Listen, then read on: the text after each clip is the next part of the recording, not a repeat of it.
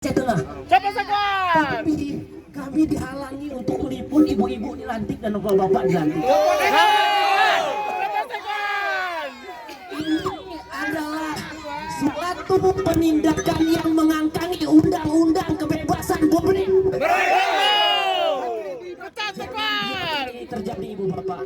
Kami mewakili teman-teman wartawan yang hadir di sini, ibu bapak. Ini menjadi pertimbangan ibu bapak yang ada di gedung dewan. Harapan kami tumpukan kepada ibu bapak yang baru saja dilantik. Mudah-mudahan ini menjadi pertimbangan. Dan assalamualaikum Pak Seguan. Saya mohon izin Pak. Saya secara pribadi dan kami semua jurnalis secara pribadi tidak ada apa-apa dengan bapak. Tapi kebijakan bapak itu mengkerdilkan kami.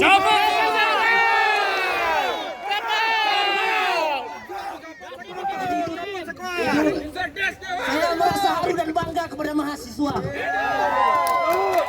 Terima kasih rekan-rekanku mahasiswa yang sudah membawa tuntutan atas nama peduli kepada insan pers.